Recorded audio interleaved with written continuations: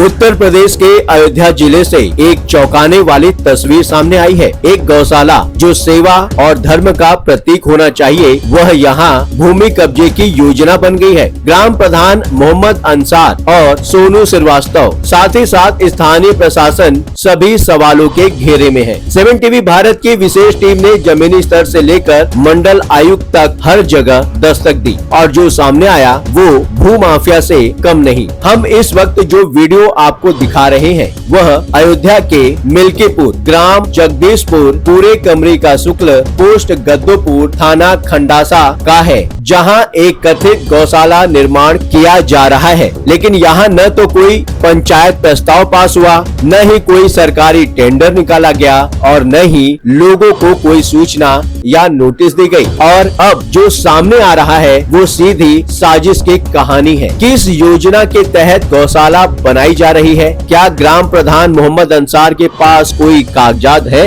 SDM साहब ने क्या देखा जो अब चुप हैं? लेखपाल और कानूनगो कहाँ थे जब जमीन हथियाई जा रही थी? क्यों मजबूर होकर महिला को मंडल आयुक्त के पास जाना पड़ा? हमने एसडीएम साहब को व्हाट्सएप पर मैसेज किया लेकिन कोई जवाब नहीं आया। महिला कहती रही हमारी जमीन हड़पी जा रही है और अफसर सिर्फ देख रहे हैं। हमने खुद जांच की, ना तो एसडीएम से कोई लिखित अनुमति है, ना ही किसी भूमि सर्वे की कोई रिपोर्ट उपलब्ध है और जो निर्माण हो रहा है वह विवादित जमीन पर। अब सवाल यह है कि क्या यह भू माफियाओं का नया मॉडल है? सरकारी पोशाक में निजी कब्जा। 7 टीवी भारत की ओर से डीआईजी अयोध्या को सीधी अपील है, आप इस मामले में स्वतः संज्ञान लें। जांच सिर्फ एसडीएम तक सीमित न रखें, बल्कि ग्राम प्रधान अंसार, सोनू श्रीवास्तव, लेखपाल, कानूनगो और अफसरों पर भी जांच बैठाई जाए। अगर ऐसा नहीं हुआ तो जनता मानेगी कि ये पूरी मिलीभगत थी और अफसरशाही इस अपराध में शामिल है। मुख्यमंत्री योगी आदित्यनाथ जी से हम मांग करते हैं कि इस मामले को भू माफिया एक्ट के अंतर्गत दर्ज कर